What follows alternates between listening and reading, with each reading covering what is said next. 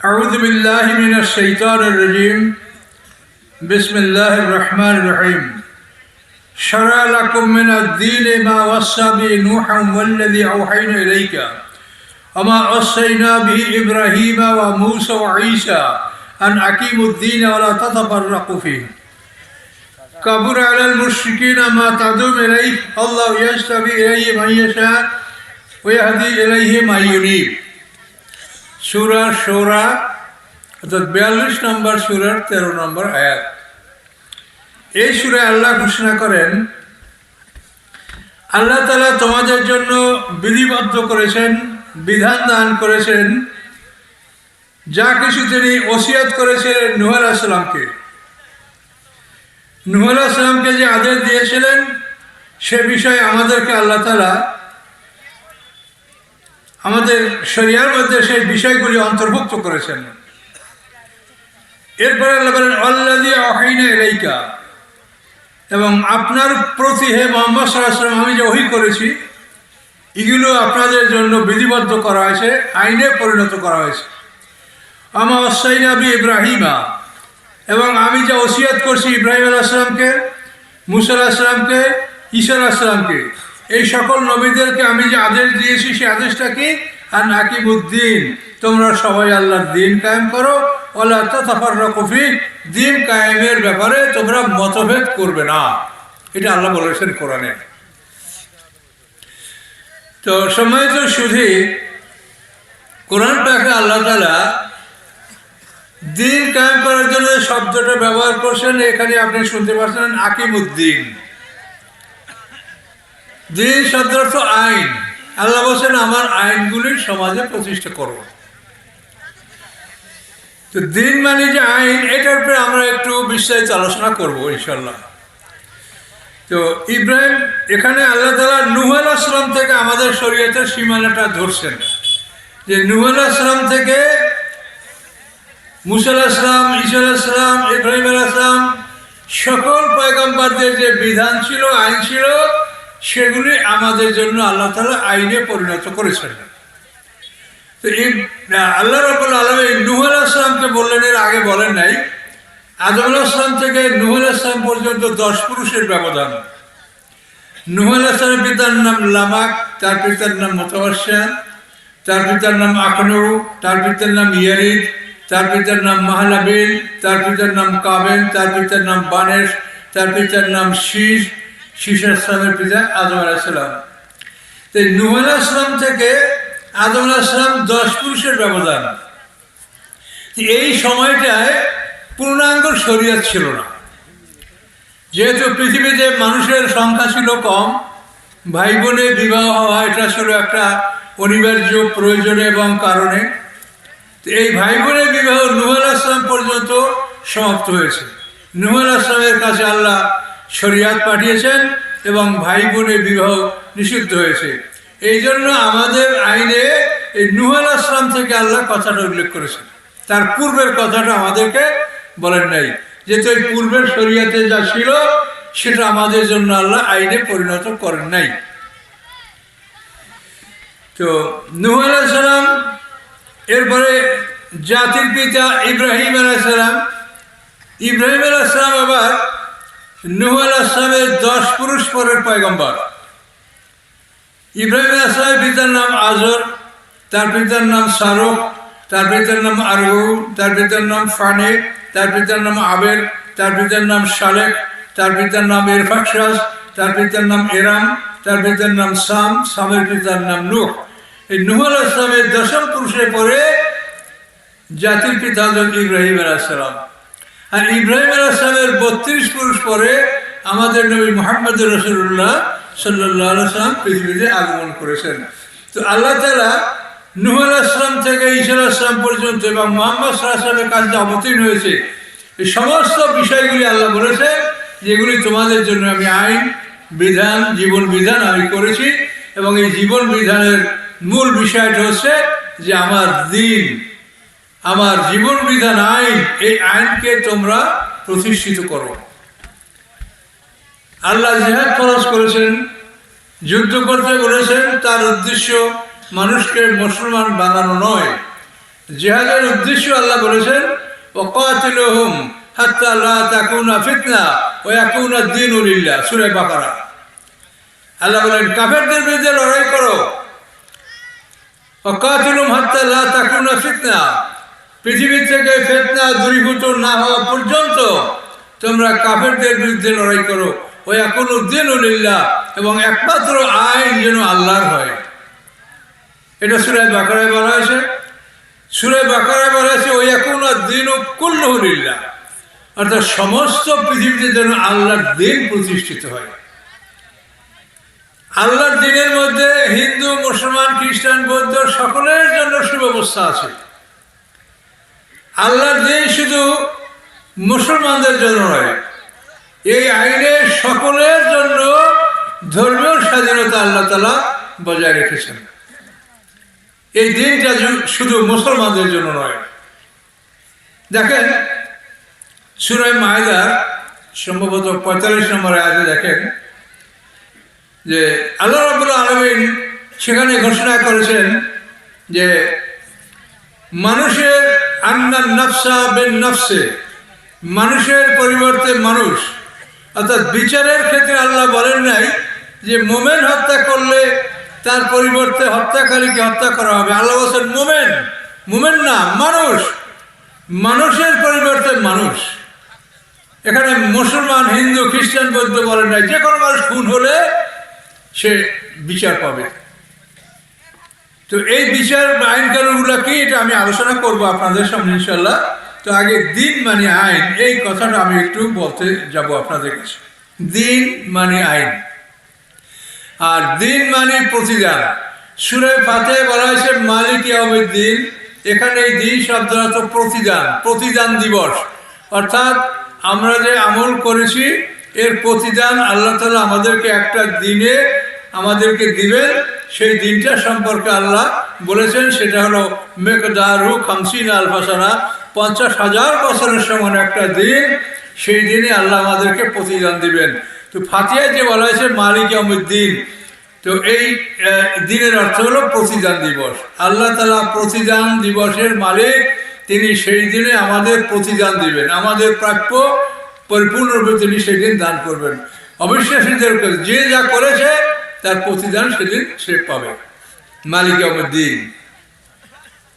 আবার দিন শব্দের অর্থ আনুগত্য, এটাও আছে।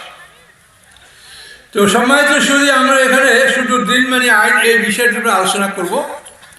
তো এই বিষয়টা আলোচনা করতে গেলে হযরত ইউসুফ আলাইহিস সালামের জীবন থেকে কিছু কথা আমাদেরকে বলতে হবে ইনশাআল্লাহ। ইউসুফ আলাইহিস সালামকে, তিনি একজন পয়গম্বর।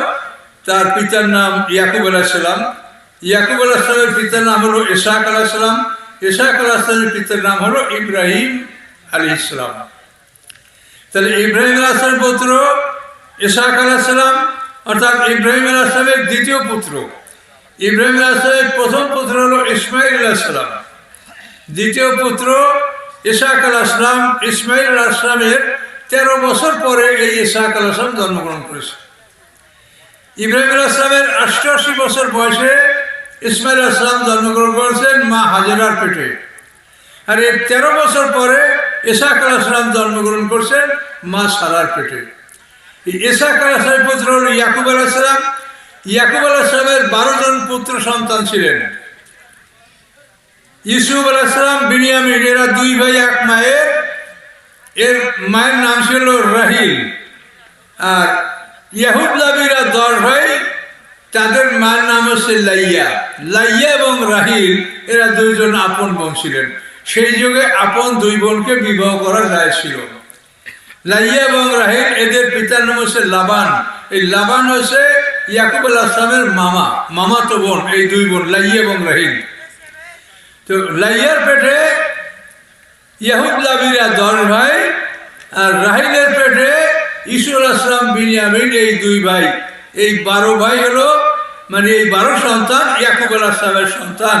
এই সন্তানদেরকে কোরআন পাকে বলা হয় বনি ইসরাইল। আপনারা কোরআন শরীফে বহু জায়গায় এই বনি ইসরাইল শব্দটা পাবেন। বনি মানে সন্তান, ইসরাইল হলো ইয়াকুব আলাইহিস সালামের অপর নাম। ইয়াকুব আলাইহিস সালামরা যমজ দুই ভাই ছিলেন, ইয়াকুব এবং আয়েজ। তো ইয়াকুব আলাইহিস সালাম সম্পর্কে ব্যাপক আলোচনা কোরআনে আছে, কিন্তু আয়েজের আলোচনাটা কোরআনে তেমন আসে নাই। এই আয়েজের বংশের থেকে আপনারা আইয়ুব নবীর নাম শুনেছেন। আইয়ুব নবী যাকে আল্লাহ তাআলা রোগ ব্যাধি দিয়া পরীক্ষা করেছিলেন, এই আইয়ুব নবী হযরত এই আয়েজের বংশধর। ইয়াকুব এবং আয়েজ, আয়েজ বড়, ইয়াকুব হলো ছোট, দুই ভাই যমজ। তো সম্মানিত সুধী, আমরা দিন মানে আইন এই কথাটা হযরত ইউসুফ আলাইহিস সালামের জীবন থেকে আপনাদের কাছে আমি বলতে চাচ্ছি। ইউসুফ আলাইহিস সালাম হলেন ইয়াকুব আলাইহিস সালামের পুত্র। ইউসুফ আলাইহিস সালামকে সূরা ইউসুফ নামে একটা সূরা আছে কোরআনে, এবং আল্লাহ এই সূরাটাকে বলেছেন আহসানুল কাসাস, সবচেয়ে সুন্দর কাহিনী। আহসানুল কাসাস সূরা ইউসুফ। তো এই সূরাটার আমরা আংশিক আলোচনা করব। ইউসুফ আলাইহিস সালাম কুয়ার থেকে আল্লাহ তাআলা তাকে মুক্তি দিলেন। মালিক বিন জার তাকে পানি তুলতে গিয়ে কুয়ার থেকে তিনি তাকে তুলেছিলেন। মিশরে তাকে বিক্রি করা হয়েছিল। মিশরের কেতফির, মিশরের প্রধানমন্ত্রী তাকে খরিদ করেছিলেন। এরপরে জুলাইখার ষড়যন্ত্রে ইউসুফ আলাইহিস সালাম জেলে ঢুকেছিলেন। এরপরে তিনি রাজার স্বপ্নের ব্যাখ্যা দান করার কারণে তিনি জেল থেকে মুক্তি লাভ করেছিলেন। এরপরে ইউসুফ আলাইহিস সালাম মিশরের রাজা হয়েছিলেন। তিনি মিশরের যখন রাজা হয়ে গেছেন, তো কথাটা সংক্ষিপ্ত বলতে গেলে কষ্ট হয় যে ইউসুফ আলাইহিস সালাম যে স্বপ্নের ব্যাখ্যা করেছিলেন, সেই স্বপ্নের ব্যাখ্যা ছিল যে 7 বছর প্রচুর ফসল ফলবে, তারপর 7 বছর দুর্ভিক্ষ হবে। মিশরের রাজা যে স্বপ্নটা দেখেছিলেন, ভয়ঙ্কর স্বপ্ন, যে নীল নদী, এই নীল নদ পানিতে থই থই করে ভরছে। নীল নদটা কোথায়? এটা মিশরের মধ্যে নীল নদ। এই নীল নদীর মোহনা হলো আলেকজান্দ্রিয়া, ভূমধ্য সাগরে আলেকজান্দ্রিয়া। তো আলেকজান্দ্রিয়া কোথায়? এটা হচ্ছে আপনি নীল নদীর মোহনা থেকে আপনি যদি ইয়াতে যান, অর্থাৎ পোর্ট সৈয়দ, তারপরে আলেকজান্দ্রিয়া। আলেকজান্দ্রিয়া আগে হলো পোর্ট সৈয়দ সামুদ্রিক বন্দর, এরপরে আলেকজান্দ্রিয়া। এই আলেকজান্দ্রিয়া নীল নদীর মোহনা, এবং এটা সুদানের 2টা শাখা হয়েছে, এবং এটার উৎপত্তি স্থল হলো দক্ষিণে ভিক্টোরিয়া জলপ্রপাত। মিশরের ভিতর থেকে এই নদীটা প্রবাহিত। তো মিশরের রাজা স্বপ্নে দেখে নীল নদী পানিতে ভরা। সেই পানির ভিতর থেকে 2টা গাভী বের হয়ে আসে। তাদের ওলানে খুব দুধ, এবং দুধ ঝরঝর করে পড়ছে, খুব সুন্দর। মুহূর্তের মধ্যে নীল নদী শুকিয়ে গেছে। শুকিয়ে যাওয়ার পর নদীর মধ্যে শুধু কাদা দেখা যাচ্ছে। এই কাদার মধ্যে থেকে 2টা শুকনো গাভী বেরিয়ে আসে, এবং সেই শুকনো গাভী 2টায় ওই দুধওয়ালা 2টা গাভী চিবিয়ে চিবিয়ে একেবারে গিলে ফেলছে।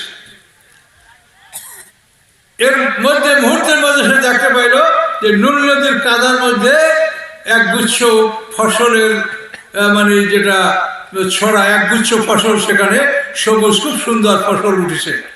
মুহূর্তের মধ্যে তার ওই কেনারা থেকে আরেক গুচ্ছ শুকনো ফসল, শুকনো ফসলের গাছ, ধান বা গমের গাছ উঠে ওই সবুজ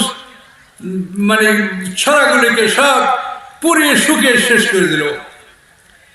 এই স্বপ্ন দেখে মিশরের রাজা দরবারের স্বপ্নতত্ত্ববিদদেরকে জিজ্ঞাসা করেছিলেন, কিন্তু তারা বলেছিল আদগাস ও হালাম, জাম্বল ড্রিম, এটা বাজে স্বপ্ন, আমরা এটার তাবিল বলতে পারি না। কিন্তু ইউসুফ আলাইহিস সালাম এই স্বপ্নের সঠিক ব্যাখ্যা দেওয়ার কারণে তিনি জেলখানা থেকে মুক্তি লাভ করেছিলেন। পরবর্তীতে মিশরে তিনি রাজা হলেন, এবং ওই স্বপ্নের ব্যাখ্যা 7 বছর প্রচুর ফসল ফলবে, তারপর 7 বছর দুর্ভিক্ষ আসবে। ইউসুফ আলাইহিস সালাম মিশরের রাজা হওয়ার পরে এই অবস্থাটা পরিলক্ষিত হলো, যে দুর্ভিক্ষ শুরু হয়ে গেল। এখন মিশর, সিরিয়া, কেনান, এই সব অঞ্চলের দুর্ভিক্ষ। তো ইউসুফ আলাইহিস সালামের বাড়ি ছিল কেনানে। ইয়াকুব নবী বাস করতেন কেনানে, ছেলেরা গান গায়। তো এই কেনানেও দুর্ভিক্ষ ছড়িয়ে পড়েছে, খাদ্য নাই। তখন কেনানে ইউসুফ আলাইহিস সালামের পিতা ইয়াকুব আলাইহিস সালাম সেই সন্তানদেরকে ডেকে বললেন যে আমরা লোকমুখে শুনতে পাচ্ছি যে মিশরে প্রচুর খাদ্য জমা আছে এবং সেখানে রেশনে খাদ্য দান করা হয়, অল্প মূল্যে খাদ্য বিক্রি করা হয়, কাজেই তোমরা মিশরে যাও এবং সেখান থেকে খাদ্য সংগ্রহ করে নিয়ে আসো। তাহলে ইউসুফ আলাইহিস সালাম তো হারিয়ে গেছে বাল্যকালে, তার ভাই বিনিয়ামিন আছে, আর ওরা 10 ভাই 11 ভাই। কিন্তু ইয়াকুব আলাইহিস সালাম বললেন যে আমি বিনিয়ামিনকে তোমাদের সাথে যেতে দেব না, তোমরা 10 ভাই যাও আর বিনিয়ামের জন্য একটা উট নিয়ে যাও, রাজাকে বলবো যে আরো এক ভাই আমাদের আছে, সে বাবার সেবায় আছে, কাজে তার জন্য ফসল আপনারা আমার এই ভাইয়ের জন্য উট, এই উটে দান করেন। এভাবে ইয়াকুব আলাইহিস সালাম তার 10 পুত্রকে 11টা উট সহ মিশরে পাঠিয়ে দিলেন। এই 10 ভাই 11টা উট নিয়ে যখন মিশরে ঢুকলো, ইউসুফ আলাইহিস সালাম তাদেরকে দেখেই চিনে ফেলেছেন যে আমার সেই ভাইরা যারা আমাকে কুয়ায় ফেলেছিল, আমাকে মারপিট করেছিল, এই সেই ভাইরা। কিন্তু ওরা কিছুই বুঝতে পারে নাই। এখন ইউসুফ আলাইহিস সালাম চাকরদেরকে অর্ডার দিলেন যে এদের রেশন দিয়ে দাও, এক একটা পরিবার জন্য 1 অসাক, 60 সায় 1 অসাক, 3.5 সেরে 1 সা, 60 সায় 1 অসাক, এই 1 অসাক পরিমাণ খাদ্য এক এক পরিবারের জন্য রেশনে বরাদ্দ ছিল। এখন 10 ভাইয়ের জন্য 10টা উট, কিন্তু একটা উট অতিরিক্ত। ইউসুফ আলাইহিস সালাম জিজ্ঞাসা করে যে এটার জন্য আপনারা এই উট কেন নিয়ে আসেন খালি? তখন তারা বললো যে আমাদের আর একটা ভাই আছে। বল তাকে কেন আনেন নাই? এই জন্য আনি নাই যে ওই ভাইয়ের আর একটা ভাই ছিল, ছোটকালে তাকে বাঘে খেয়ে ফেলেছে, এই জন্য আব্বাই ওকে বিনিয়ামিনকে কোথাও যেতে দেয় না, নিজের কাছে রাখে, সেই জন্য আমরা তাকে নিয়ে আসতে পারি নাই, তার জন্য উট নিয়ে আসি, এই উটে তার রেশনটা আপনি অনুগ্রহপূর্বক দিবেন। ইউসুফ আলাইহিস সালাম বললেন যে এবার তোমাদের কথা বিশ্বাস করে তোমাদের ভাইয়ের রেশনটাও আমি দিব, কিন্তু পরবর্তীতে যখন আসবে তখন তোমরা ওই ভাইকে তোমাদের নিয়ে আসবে, যদি না নিয়ে আসো আমি মনে করব তোমরা মিথ্যাবাদী, এই দরবারে তোমাদের জন্য আর রেশন মাপার কোনো ব্যবস্থা হবে না এবং তোমরা আমার কাছে আসতে পারবে না। ফালা কায়দা লাকুম ইনদি ওয়ালা তাকরাবুন, কোরআনের ভাষা। ওরা বললো সানুরাবিযু আন্না আবা ওয়া ইন্না লাফাইলুন, যে আমরা অবশ্যই বাবাকে বুঝিয়ে বলবো, আশা করি আমরা এই কাজ করতে সক্ষম হব। ইউসুফ আলাইহিস সালাম চাকরদেরকে বললেন যে এই কেনানি কাফেলা তাদের রেশনের মূল্য বাবদ যে টাকাগুলো দিয়েছে এগুলি তাদের একটা বস্তার মধ্যে গোপনে ঢুকিয়ে দাও। তার কারণ ওরা বাড়িতে গেলে কোথায় টাকা পাবে, কতদিন বসে আসবে, এই টাকাগুলি যদি ওরা পায় তো অল্প সময়ের মধ্যে ওরা আরেকবার মিশরে আসবে, তখন আমার ভাইকে নিয়ে আসবে, আমি আমার ভাইকে দেখতে পাবো। এই কৌশল করে ইউসুফ আলাইহিস সালাম টাকাগুলি ভাইদের বস্তার মধ্যে ফিরিয়ে দিয়েছিলেন। ওরা 10 ভাই বাড়ি গেল, 11টা উঠে রেশন, এই মালামাল খুলে দেখে যে টাকাগুলো সব ফেরত দেওয়া হয়েছে। ইয়া বানা মা নাবগি হাজি বিদাতুনা রুদ্দাত ইলাইনা, হে বাবা হে আব্বা কি চাই আর বলেন, এই দেখেন আমাদের সমস্ত অর্থ কড়িগুলি ফেরত দেওয়া হয়েছে। কিন্তু রাজা বলেছে বিনিয়ামিনকে না নিয়ে গেলে আমাদেরকে সে রেশন দিবে না। তখন ইয়াকুব আলাইহিস সালাম বাধ্য হইয়া তাদের থেকে অনেক শপথ নিয়ে কড়াকড়ি করে যে তোমরা ইউসুফ আলাইহিস সালামের ব্যাপারে যা করেছো সেটা আবার যেন না ঘটে, কাজে তোমরা খুব সাবধানে চলাফেরা করবে এবং আমার সন্তানকে যেন তোমরা ক্ষতি না করো। ওরা আল্লাহর শপথ করলো, কসম করলো যে না আমরা বিনিয়ামিনের কোনো ক্ষতি করব না। 11 ভাই এবার মিশরে গেল। ইউসুফ আলাইহিস সালাম বলেন হ্যাঁ আপনারা সত্যবাদী, আপনারা যেমন বলেছিলেন তো আপনাদের ভাইকে নিয়ে আসেন, তো আপনারা এই করেন, এই যে রুম কামরাগুলো দেখেন, এই দুজনের সিট, আপনারা 2 জন করে এই কামরাগুলো ঢুকে যান। এখন ওরা 10 ভাই 5টা কামরা ঢুকে গেছে, কারণ বিনিয়ামিন একা।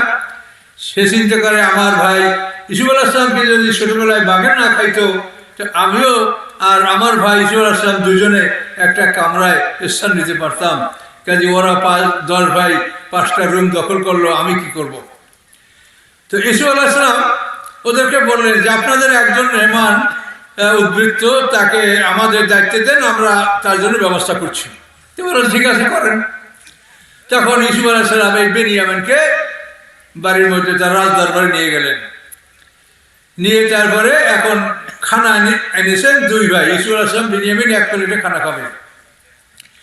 এখন বেনিয়ামিন ঘাবড়ে গেছে যে মিশরের রাজা, আমি একজন ফকিরের সন্তান, রাখাল, আমার পরিবার হলো রাখাল পরিবার, তারা পশুপালন করে, তা আমি রাজার সাথে একসঙ্গে খানা খাবো, এটা কেমন করে হতে পারে? এখনো খানায় হাত দেয় না। এখন ইউসুফ আলাইহিস সালাম বলে যে বেনিয়ামিন খানা শুরু করো।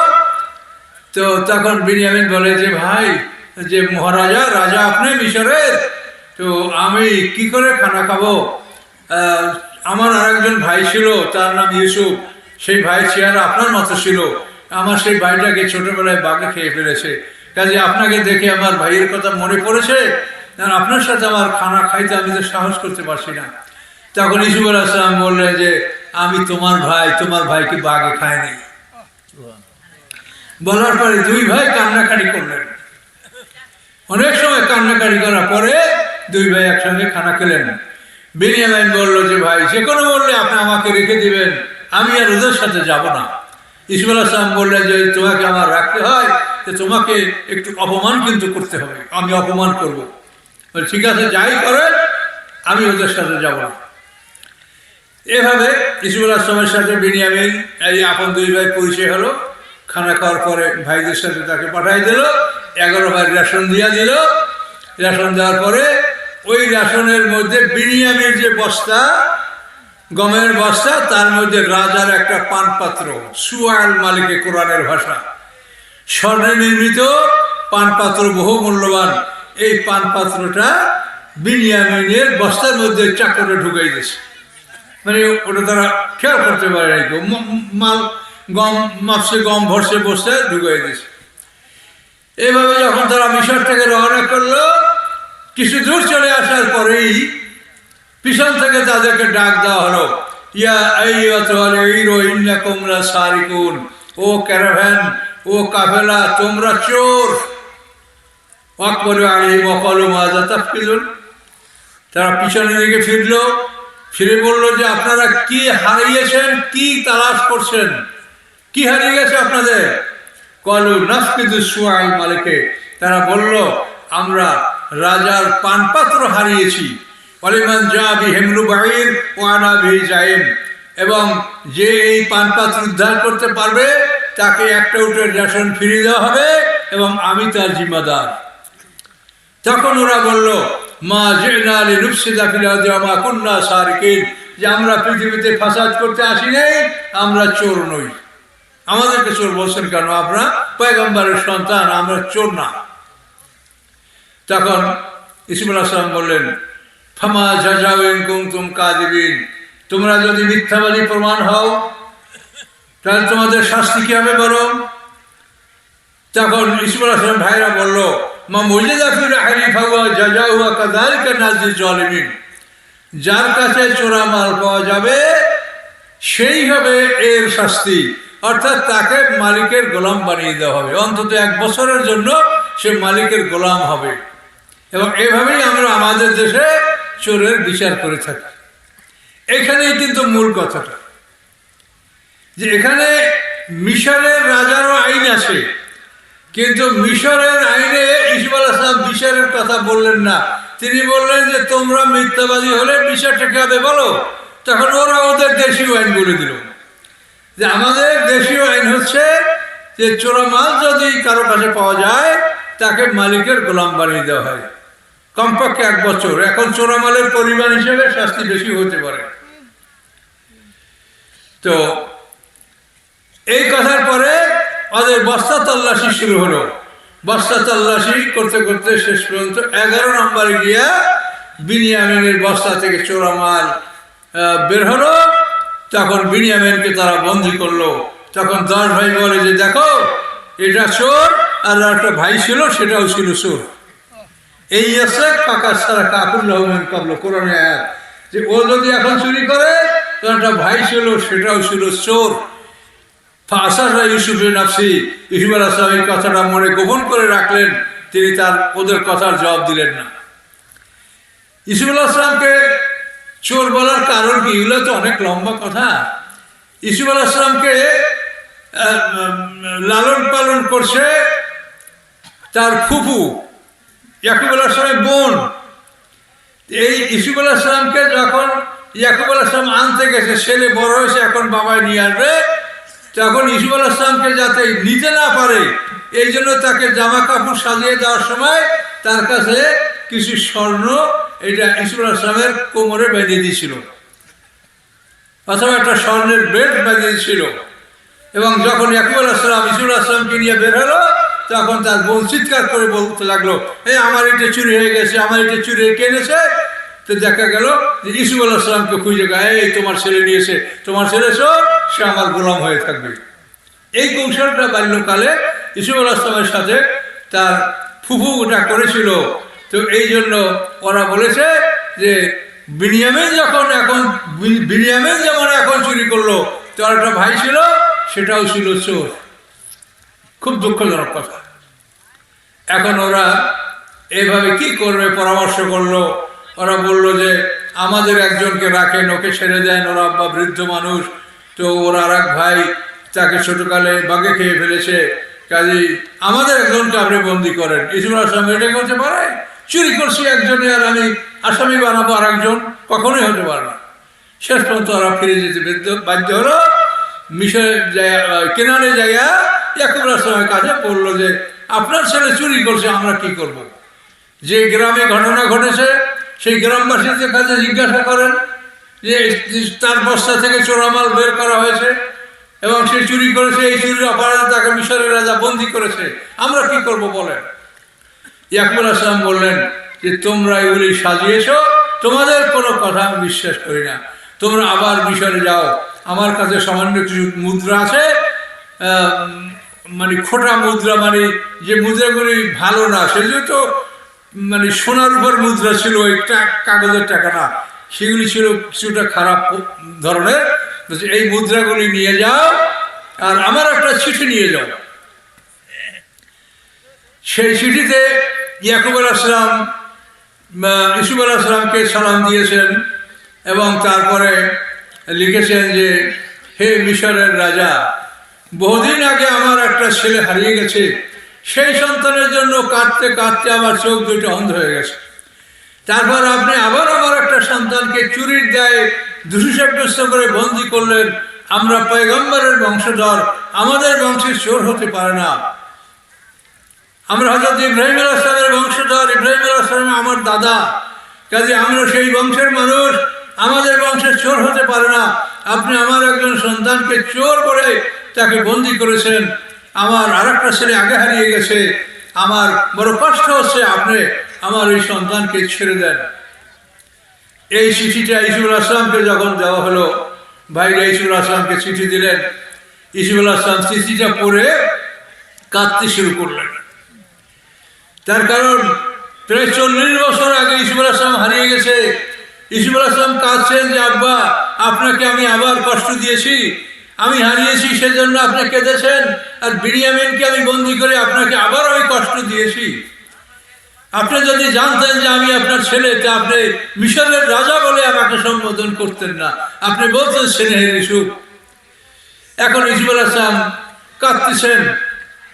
ওরা তাকাই দেখেন যে আমাদের রাজার চিঠি করে মিশরের রাজা কাঁদে কেন, কি ব্যাপার? আমাদের বাবা একজন ফকির মানুষ, একজন রাখাল মানুষ, আর ইনি হলেন মিশরের সম্মানিত রাজা, তা আমাদের আব্বার চিঠি পড়ে মিশরের রাজা কাঁদে কেন?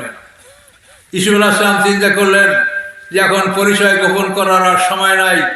তিনি ভাইদেরকে লক্ষ্য করে বলেন, হাল আলিমতুম মা ফাআলতুম বিইউসুফ ইয আনতুম জাহিলুন, তোমাদের কি জানা আছে যে ইউসুফ আলাইহিস সালামের সাথে তোমরা কি করেছো যখন তোমরা জাহিল ছিলে?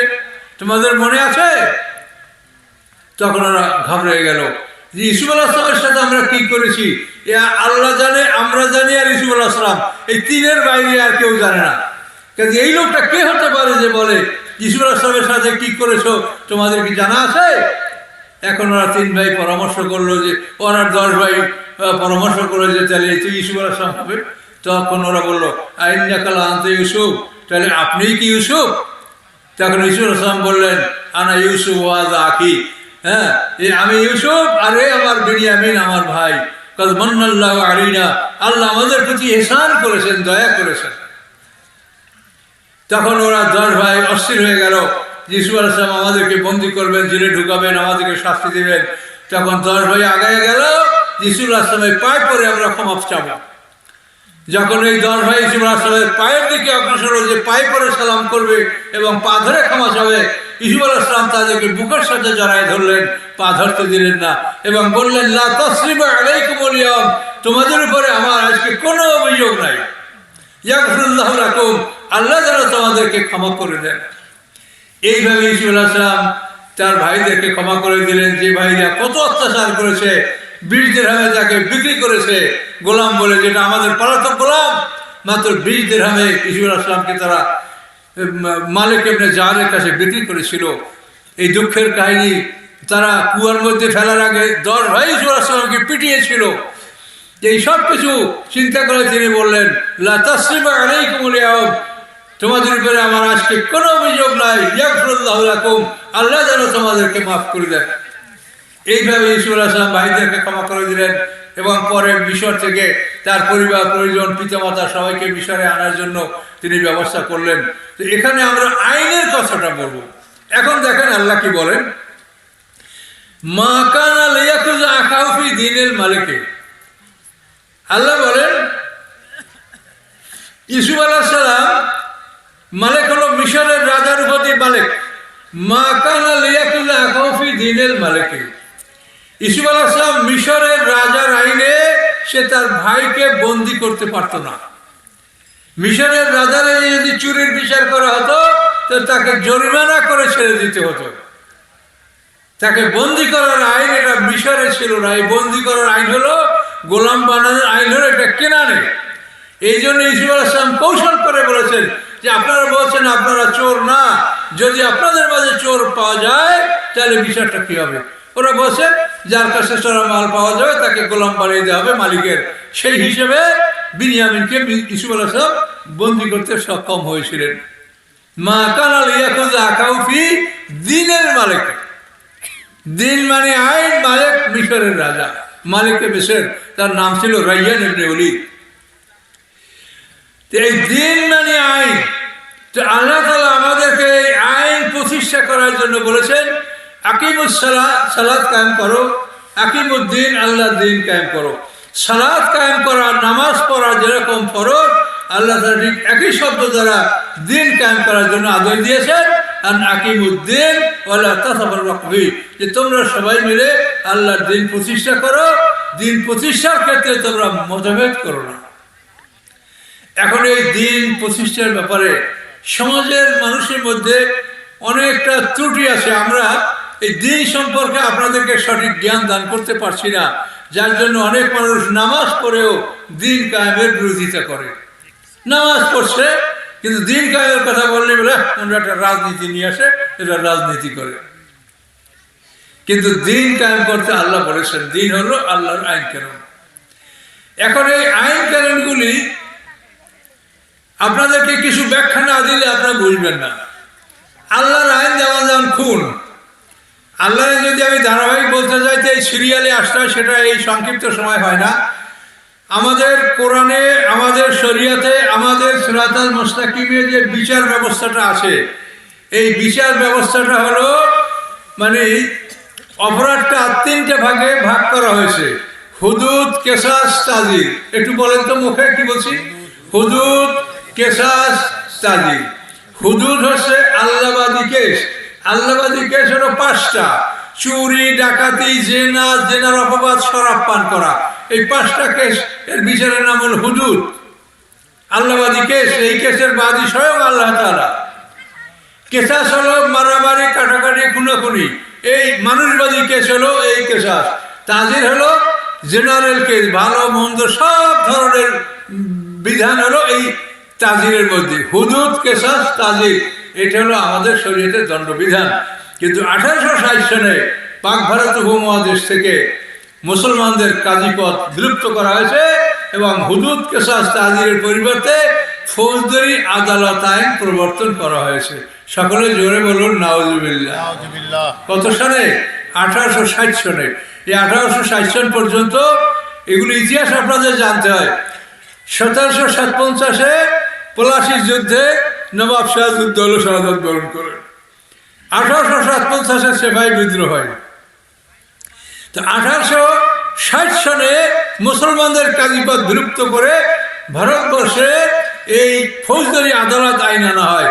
কিন্তু আপনারা মুসলমান, আমরা মুসলমান, আমাদের শরীয়তের নাম দ্বীন ইসলাম, আমাদের রাস্তার নাম সিরাত আল মুস্তাকিম। বলেন এই সিরাত আল মুস্তাকিমে দণ্ডবিধানের নাম হচ্ছে হুদুদ কিসাস তাজির। এইটা আপনারা কয়জনে জানেন বলেন? দুঃখ করবেন না, এটা আপনারা না, কেউ জানে না। তার কারণ আমাদের ত্রুটি আছে। আমরা আলেমরা ওয়াজ করতে আসতেই বড় বড় কিস্সা কাহিনী, গল্প গুজব, যার কোনো দলিল পত্র নাই, অধিকাংশ জাল কথা, এগুলো দিয়ে আমরা সময় নষ্ট করি এবং কতক্ষণ পর একটা গান গাই। এই গান গাওয়া তো যাত্রা পার্টি। গান গাওয়ার জন্য কি তাফসির মাহফিল? একজন বক্তা গান গাবে তাফসির মাহফিলে? বলেন তো এগুলো কি কালচার এখন? যে সমস্ত আপনারা যাদেরকে ভাইরাল বক্তা মনে করেন, দেখি সবাই গান গাই। এটা কি যাত্রা? তাফসির হলো কোরআনের কথাগুলি মানুষকে বলতে হবে, কোরআনের জ্ঞান দিতে হবে যে আল্লাহ কোরআনে কি বলেছেন। তাহলে আমরা আজকে মানে অন্ধের মতো আমরা আছি, আমরা জানি না যে আমাদের সিরাত আল মুস্তাকিম যে রাস্তা, এই রাস্তাটা কি দিয়ে তৈরি বলেন?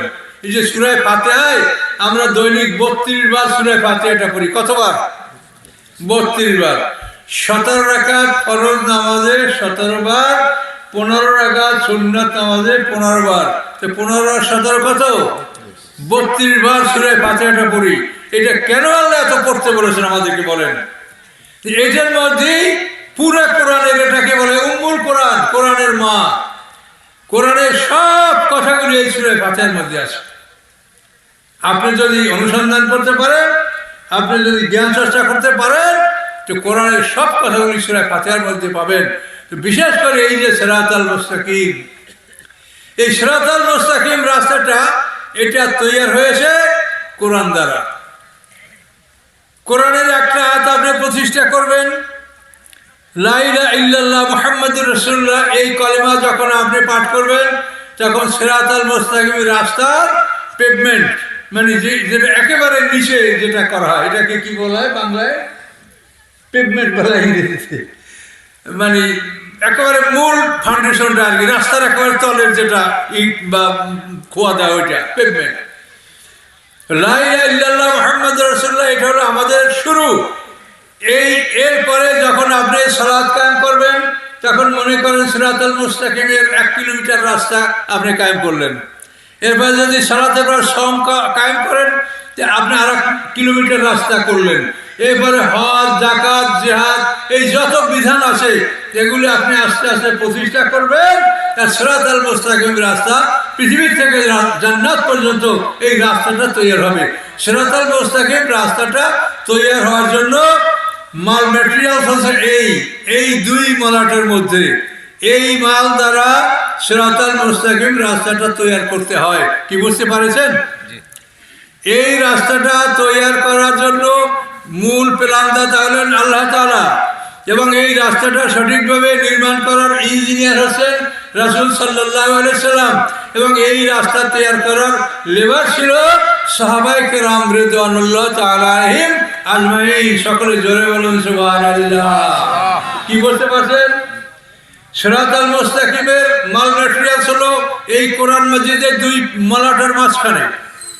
এর ইঞ্জিনিয়ার হচ্ছেন রাসূল সাল্লাল্লাহু আলাইহি সাল্লাম, প্ল্যানদাতা হচ্ছেন স্বয়ং আল্লাহ তাআলা, এবং লেবার হচ্ছে সাহাবায়ে কেরাম।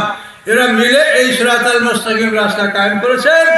বিদায় হজের দিন আল্লাহ রাসূল ঘোষণা লাভ করেছেন, আল-ইয়াওমা আকমালতু লাকুম দীনাকুম, আজকে তোমাদের দিনকে আমি পূর্ণতা দান করলাম। সকলে বলুন সুবহানাল্লাহ। ঠিক কিনা বলেন? কিন্তু সেই রাস্তাটা আজকে আমাদের চোখের সামনে আস্তে আস্তে ভেঙে ভেঙে রাস্তাটা বিলীন হয়ে যাচ্ছে। এই সিরাত আল মুস্তাকিম রাস্তা ভেঙে ভেঙে ওরা বাইপাস শুরু করে দিয়ে সব জায়গায় বাইপাস, এটা বুঝালে বুঝবেন।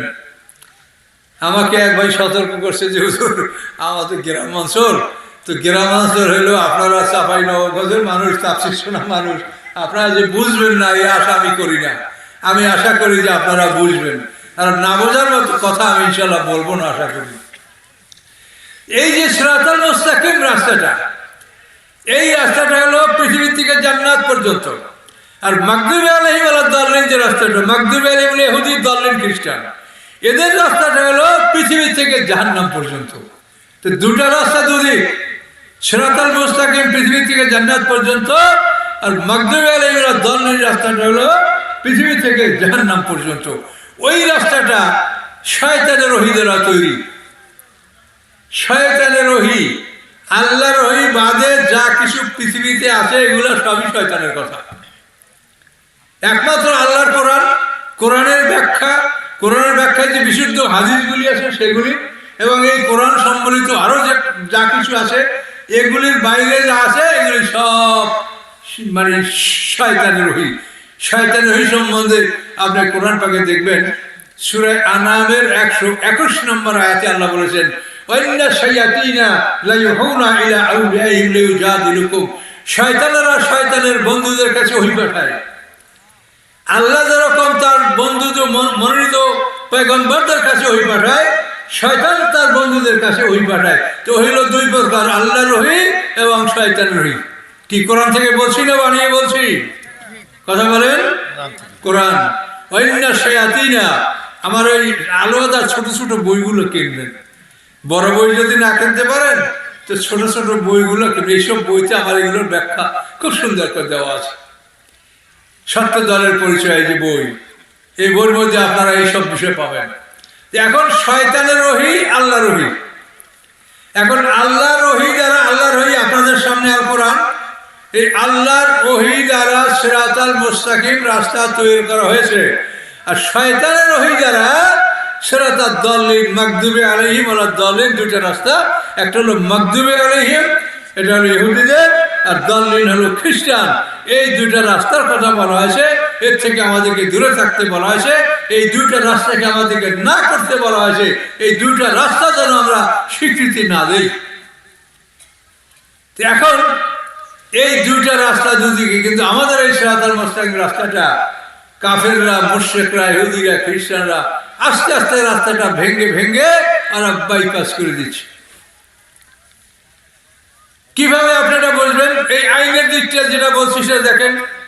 আমাদের সিরাতাল মুস্তাকিম রাস্তায় আইন হচ্ছে কি? হুদুদ, কিসাস, তাজির। আর ওদের আইন হলো ফৌজদারি আদালত। আপনারা হুদুদ, কিসাস, তাজিরের নাম কি জানেন? বা এইটার সম্বন্ধে কোনো ব্যাখ্যা আপনাদের কাছে আছে? নাই। কেন নাই? এই জন্য আমরা 1 নম্বরে দায়ী, 2 নম্বরে আপনারা দায়ী।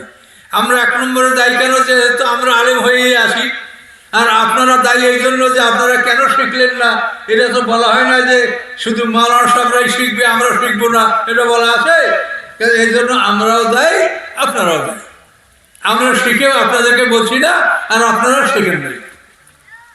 তো এই জন্য আল্লাহর কাছে যেতে হলে শোনেন, বিচারের দিনটা 50,000 বছরের সমান একটা দিন। আমি একটা ছোট্ট বই লিখেছি, আমাকে বহু লোক অনুরোধ করে যে 50,000 বছরে 50টা পর্ব আপনারা ওয়াজ করেন, এই পর্বটা কি? তখন আমি অনেক চিন্তা করে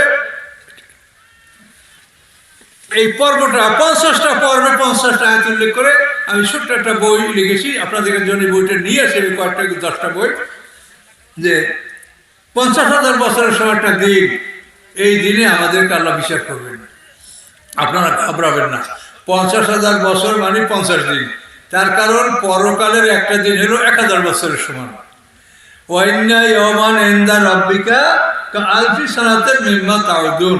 আল্লাহ বলেন, তোমরা যেভাবে গণনা করো সেভাবে পরকালের একটা দিন হলো 1000 বছরের সমান।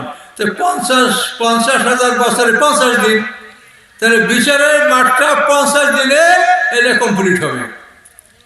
কথা বুঝতে পারছেন? আমরা জান্নাত জাহান্নাম যেখানে আল্লাহ নিয়ে যান, ওই 1000 বছরের সমান দিন। এখান থেকে চলে যাওয়ার পরে এই 24 ঘন্টার দিন আর আপনি দেখবেন না জীবনে। 50,000 বছরের সমান দিন।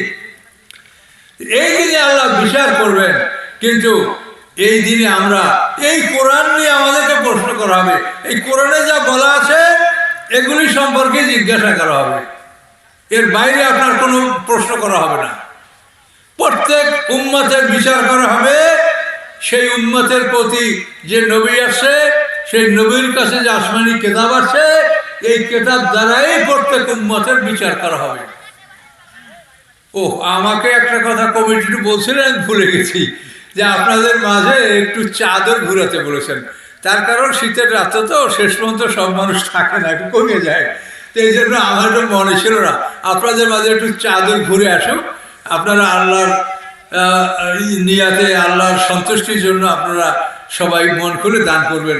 তার কারণ জেনে রাখেন, আল্লাহ তাআলা কোরআনটাকে বলেছেন, আমা আনফাকতুম মিন শাইইন ফাহুয়া ইউখলিফুহু, তোমরা আল্লাহর পথে যা ব্যয় করবে আল্লাহ পিছন দিয়ে তা পূরণ করে দিবে।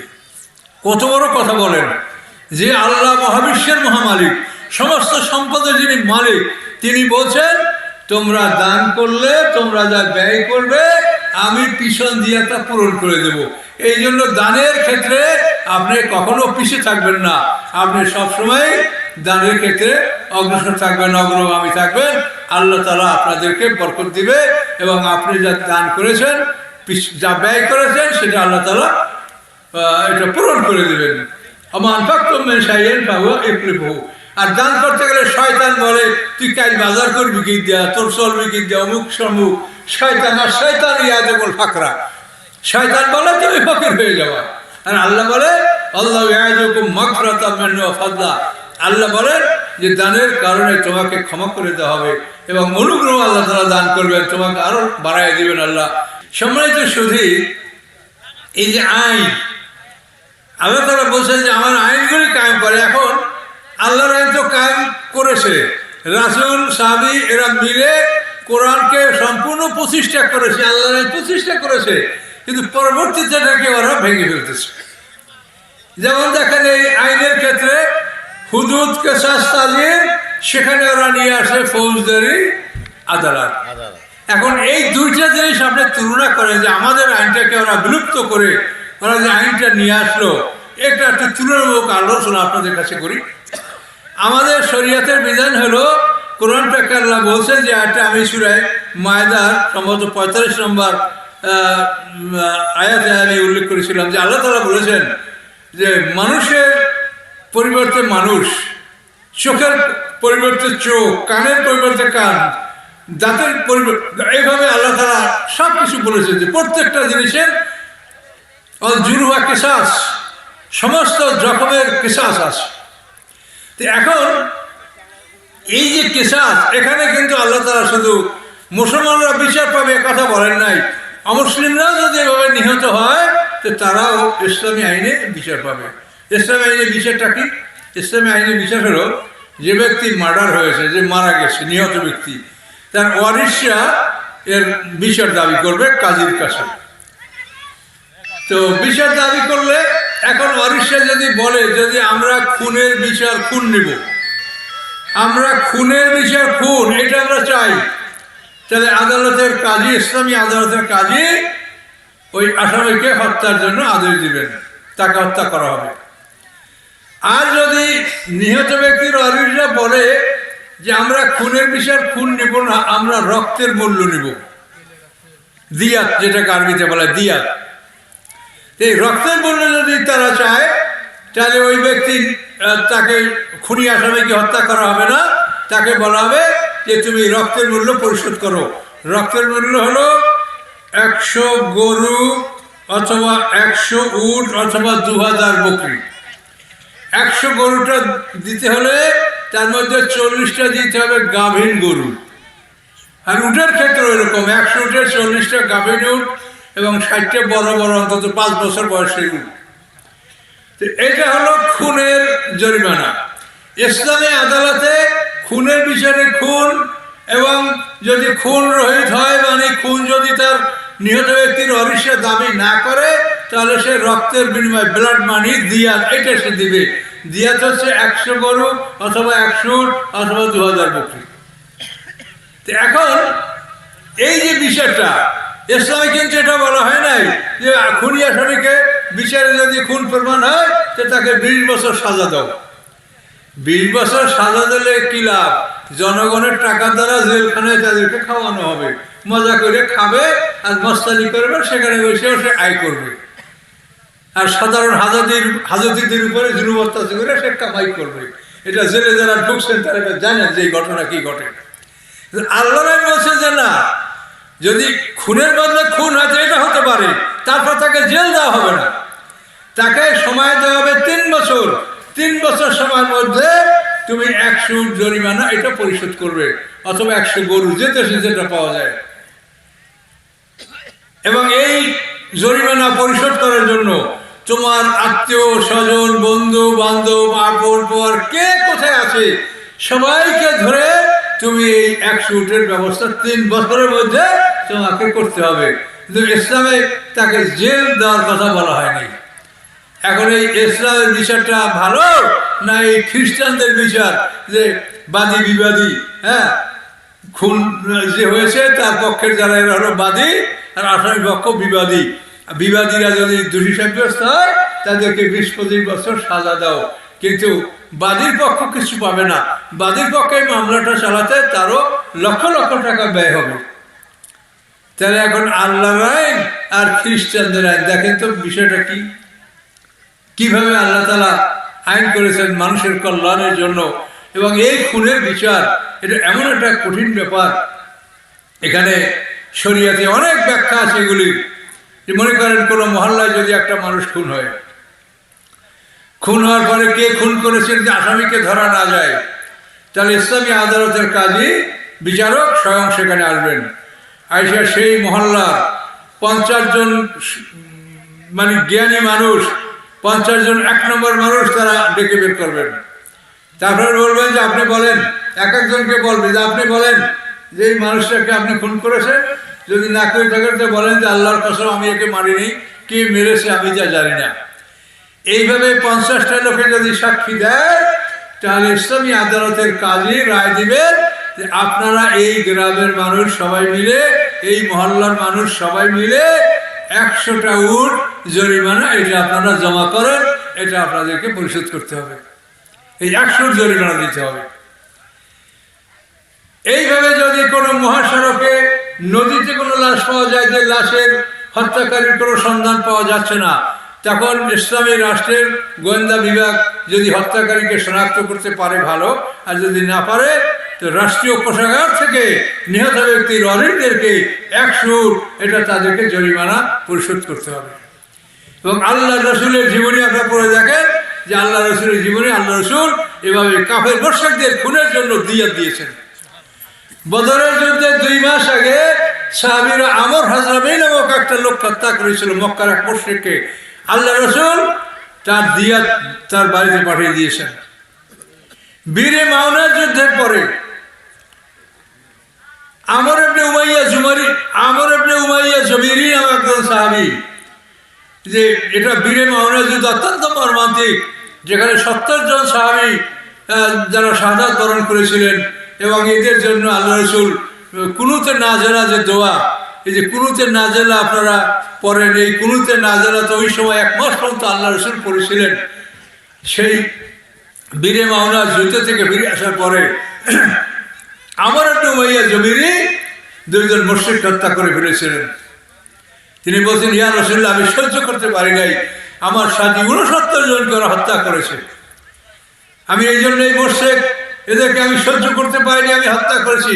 অথচ এই লোকগুলো ছিল আল্লাহ রসুলের সাথে যারা মদিনা সনদ স্বাক্ষর করেছে তাদের অন্তর্ভুক্ত, এদেরকে হত্যা করা ছিল অবৈধ। আল্লাহ রসুল এই 2টা লোকের দিয়াত এটা আল্লাহ রসুল আদায় করেছেন। এবং মদিনা সনদে বলা ছিল যে আমাদের যদি রাষ্ট্রীয়ভাবে কোনো দিয়াত দিতে হয় তো মদিনা শহরে আমরা যতটা জাতি বাস করি সবাই মিলে আমরা দিয়াত পরিশোধ করব। এখন এই 2টা লোক মানে নিহত হয়েছে, এদের দিয়াত দিতে হবে। এদের দিয়াতের চাঁদা আদায় করার জন্য আল্লাহ রসুল যখন ইহুদি বনি নজিরের দুর্গে প্রবেশ করেছিলেন, সেই সময় ইহুদিরা বলে, ইয়া রাসূলুল্লাহ, আপনি বসেন, আমরা চাঁদা তুলে আপনার কাছে দিচ্ছি। আল্লাহ রসুলের বসাই রেখা তারা আল্লাহ রসুলকে হত্যা করার জন্য উপর থেকে পাথর ফেলে দিয়েছিল। এটা এই ঘটনায় আল্লাহ রসুল সেখান থেকে রক্ষা পেয়েছেন, আল্লাহ তাকে জানিয়ে দিয়েছেন এই অবস্থা।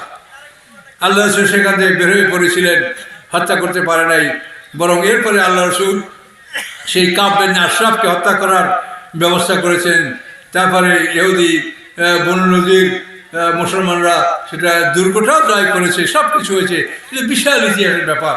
তো আমাদের সংক্ষিপ্ত কথা হলো যে আল্লাহ যে আইন, এই আইন প্রতিষ্ঠা করার জন্য আল্লাহ বলছে যে তোমরা আমার আইনটাকে প্রতিষ্ঠা করো, তোমরা যুদ্ধ করো এই জন্য যে আমার আইন তোমরা প্রতিষ্ঠা করবে। তোমরা মানুষকে মুসলমান বানাবে এই জন্য না, যেহেতু লা ইকরাহা ফিদ্দীন, আল্লাহ বলেন এই দিনের মধ্যে কোনো জবরদস্তি নাই। তুমি শুধু আলাইকাল বালাগ ও আলাইনাল হিসাব। আল্লাহ বলে হে রাসূল, আপনার দায়িত্ব হলো প্রচার করে দেওয়া, আমি আল্লাহ আমার দায়িত্ব হিসাব নেওয়া। কাজে জবরদস্তি কাউকে করা যাবে না। যে নামাজ পড়ে না তাকে নামাজ পড়তে আপনি বলেন, কিন্তু এই কথা বললেন না যে নামাজ না পড়লে তোমাকে 10টা পিটান দেওয়া হবে। আপনি যদি পিটানের ভয় দেখাইয়া কাউকে নামাজ পড়ান, তাহলে ও লোক নামাজ পড়বে বিনা উজুতে, ঠান্ডা উজু করবে না, নামাজের সেজদা দিয়া গালি দেবে আল্লাহকে আপনাকে, যে শালার জন্য আমি ঘুমাইতে পারি না, শালা আমার মারে, আল্লাহু আকবার। কাজে আপনাকে বলে নাই যে জোর করে তুমি নামাজ পড়াও, আপনাকে বলেছে তুমি তাকে দাওয়াত পৌঁছিয়ে দাও, বলো যে এটা আল্লাহর হুকুম, আল্লাহ ফরজ করেছে, তুমি আদায় করো, করলে তুমি জান্নাত পাবে, আর না করলে তোমার শাস্তি হবে, এটা তুমি তাকে বলো। কিন্তু তুমি তার উপরে জবরদস্তি করো না, লা ইকরাহা ফিদ্দীন। তো এই কথাগুলি আপনারা স্মরণ রাখার চেষ্টা করেন যে আল্লাহ তাআলা তার আইন, এই আইন প্রতিষ্ঠা করার জন্য আমাদেরকে বলেছেন। এখন সমাজে আমরা যে অবস্থায় আছি, কি হবে সেটা আল্লাহ ছাড়া আমরা কেউ বলতে পারি না। তারপরেও আমরা আল্লাহর আইনের পক্ষে, আল্লাহর বিধানের পক্ষে অবশ্যই আমাদের থাকতে হবে। যদি আল্লাহর আইনের বাইরে কেউ থাকে বা আল্লাহর আইন কায়েমের বিপক্ষে যদি কেউ থাকে, তাহলে সেটা একটা ফরজকে অস্বীকার করলো। কাজে এই জন্য কোনো অবস্থায় আল্লাহর দিন কায়েম হবে কি হবে না আল্লাহ ভালো জানেন। আমাদের কাজ হলো চেষ্টা করা। আল্লাহর দিন কায়েম না হলে আল্লাহর কোনো ক্ষতি নেই। কাজে আমাদের কাজ হলো আল্লাহর পক্ষে থাকা। কথা বুঝতে পারছেন? তো এই জন্য আপনারা সবাই নিজেরাও আল্লাহর দিনের পক্ষে থাকবেন, অন্যদেরকে বুঝাই বলবেন, সে শুনলে শুনবেন, না শুনলে জবরদস্তি নেই। কাজে এই জন্য আল্লাহর দিনের পক্ষে আমাদেরকে থাকতে হবে, যেহেতু আল্লাহ বলছেন আর আকিমুদ্দিন, এটা ফরজ, আল্লাহর দিন কায়েম করা ফরজ। কাজে এই জন্য এক্ষেত্রে আমাদের কোনোভাবে সন্দেহের অবকাশ নাই, এটা ফরজ বিধান। আল্লাহ এটাকে আমাদের উপর ফরজ করেছেন যে তোমরা আল্লাহর দিন কায়েম করো। এবং আল্লাহ রসুল একটা হাদিস আছে, আল্লাহ রসুল বলেছেন লাউকাল দিন ইন দ্য সুরায়া। আল্লাহ সুরায়া আছে তার হলো সপ্তর্ষি মণ্ডল, আকাশে যে গ্রেট বিয়ার মানে সপ্তর্ষি মণ্ডল 7টা তারকা, যে উত্তর আকাশে যেখানে ধ্রুবতারা থাকে, তো এই সপ্তর্ষি মণ্ডলকে সুরায়া বলে, আরবিতে সুরায়া। তো আল্লাহ রসুল বলেন তোমরা দিন কায়েম করে রাখো। যদি সুরায়া সেতারার কাছেও আল্লাহর দিন থাকে, তো একদল যুবক সেখান থেকে আল্লাহর দিনকে আহরণ করবে। তো এই আল্লাহ রসুলের কথার উদ্দেশ্য হলো যে তোমরা দিন কায়েম করে যদি রাখতে পারো কোনো জায়গায়, তো সারা পৃথিবী থেকে মানুষ তোমাদেরকে দেখে সেখান থেকে দিন তারা সংগ্রহ করবে। কাজে দিন যদি কোথাও কায়েম না থাকে, তো মানুষ কোথায় দিন পাবে, কোথায় বলবে যে দিন আছে? এই জন্য আল্লাহ তাআলা দিন কায়েম করার জন্য কঠিনভাবে আমাদেরকে আদেশ দিয়েছেন। কাজে এই দিন কায়েমের প্রতি আপনাদের মানে মনোযোগ থাকতে হবে, আগ্রহ থাকতে হবে, এবং কেউ যেন এটাকে অবহেলা না করেন। দিন কায়েম হবে তো হবে না, সেটা আল্লাহ ভালো জানে, কি হবে সেটা আল্লাহ ভালো জানেন। আমাদের কাজ হলো আমাদের চেষ্টা করে যাওয়া। এই জন্য দিন কায়েমের বিপক্ষে কেউ থাকবেন না, আশা করি সবাই দিন কায়েমের পক্ষে থাকবেন ইনশাআল্লাহ। এবং আপনাদের সামনে দোয়া করেন। দেশের পরিস্থিতি খুব ভালো বলে মনে হচ্ছে না, তার কারণ আমরা আমাদের নিজেদের দুর্বলতা আমরা নিজেরাই এনেছি। আমরা যেটা অতীতে করেছি সেটার ফল আমরা বর্তমানে ভোগ করছি। এগুলো খোলা কথা আমি বলতে পারছি না। এটা আমাদের এই অবস্থাটা, আমরা যে এখন দুর্বল, এটা আমরাই করেছি। এটা আমাদের অতীতের কর্মফল আমরা এখন ভোগ করছি। আমরা বুঝি নাই যে এটা আমরা ভুল করছি। তো যাই হোক, কথা বলে কোনো লাভ নাই। আমরা আল্লাহর আইনের পক্ষে থাকবো ইনশাআল্লাহ, তাতে আমাদের ভালো মন্দ যা হয় আমরা কারোর উপর জবরদস্তি করবো না, ন্যায়সঙ্গতভাবে। এবং এখানে আল্লাহ রসুলের একটা কথা আছে, আল্লাহ রসুল হাদিস, মানরামিনকুম মন কারণ ভালো গাই রুবিয়ে দিন। আল্লাহ রসুল বলেন, যদি কেউ শরিয়াত বিরোধী কার্যকলাপ দেখে, সে শক্তি দ্বারা সেটাকে যেন প্রতিহত করে, যদি ক্ষমতা থাকে। ফাইনালামের সাথে যদি শক্তি দ্বারা প্রতিহত করার ক্ষমতা না থাকে, তবে লেসানি, সে যেন মুখে প্রতিবাদ করে। ফাইনালামিয়ার সাথে মুখে প্রতিবাদ করার ক্ষমতা যদি না থাকে, পাবে কালবি, তাহলে মনে মনে যেন সেটার ব্যাপারে পরিকল্পনা গ্রহণ করে যে এটাকে কিভাবে দূর করা যায়, এটা কিভাবে সমাধান করা যায়, মনে মনে সে পরিকল্পনা গ্রহণ করবে। তাই আল্লাহ রসুল আমাদেরকে প্রথমে হাত ফালু গাই হলো ইয়াদে, ইয়াদুন মানে কুয়াত, ইয়াদুন মানে শক্তি। তো এখন দেখেন, এই যে আল্লাহ রসুল হাত দ্বারা অন্যায়কে প্রতিহত করতে বলা হয়েছে, আপনাদের কিন্তু সেই সময়টা এখন আসছে যে আপনারা আপনাদের হাত দ্বারা এমন একটা জায়গায় যদি আপনারা সিল দেন, যে জায়গায় সিল দিলে পরে সমাজ থেকে অন্যায়টা দূরীভূত হবে, সেটা আপনারা বোঝেন না। এই যে মাকড়াগুলো আসে, কোন মাকড়ায় কী চায়, সবাই তো একটা ম্যানিফেস্টো আছে। তাহলে এখন আল্লাহ রসুল বলছেন অন্যায়কে তুমি হাত দ্বারা প্রতিহত করো। তো আপনারা তো আপনাদের হাতেই যে এখন কাগজটা আসতেছে যে আপনি কোনখানে সিলটা মারলে সমাজ থেকে অন্যায়টা দূর হতে পারে, ঠিক কিনা বলেন? কাজে সেই হিসাবে আপনি আপনার হাতটাকে যদি আপনি সঠিকভাবে ব্যবহার করেন, তো আল্লাহর কাছে আপনি বিনিময় পাবেন। কে কি করলো, কে কি না করলো, আপনার কাজ হলো আপনাকে আল্লাহ তাআলা যেটা বলেছেন সেটা আপনি তাদেরকে বুঝায় বলবেন, কারোর সাথে জোর জবরদস্তি নাই। তাহলে এখানেও কিন্তু আল্লাহ রসুলের হাদিস যে আল্লাহ রসুল বলছেন তুমি হাত দ্বারা অন্যায়কে প্রতিহত করো। তো আমরা তো হাত দ্বারাই এটা করার মতো একটা সুযোগ আমাদের আসছে। তলোয়ার লাগে না, লাঠি ছোটা লাগে না, আপনার হাতটাকে আপনি যদি সঠিকভাবে মানে ব্যবহার করতে পারেন, তাহলে এর মাধ্যমেই আপনি সমাজ থেকে অন্যায়টাকে দূর করতে পারেন। তো এই জন্য এইসব বিষয়গুলি চিন্তা করে আপনারা ভালো পথে কাজ করার চেষ্টা করবেন। অনেক মা বোনরা আসেন, মা বোনদের সম্পর্কে কথা বলতে গেলে মানে এলোমেলো কথা বললে তো কোনো কথা বলাই যায় না। মা বোনদের ব্যাপার হচ্ছে যে আপনাদেরকে আল্লাহ তাআলা খুব সংক্ষেপে আপনাদের জন্য জান্নাতের ঘোষণা আপনাদেরকে দিয়েছেন। তবে আপনাদের সবচেয়ে যে বড় বিষয়টা হলো এই যে পর্দা। এই পর্দার ব্যাপারটা, এই যে মুহররম, এই মুহররমের মধ্যেই আপনাদের সীমাবদ্ধ থাকতে আল্লাহ বলেছেন।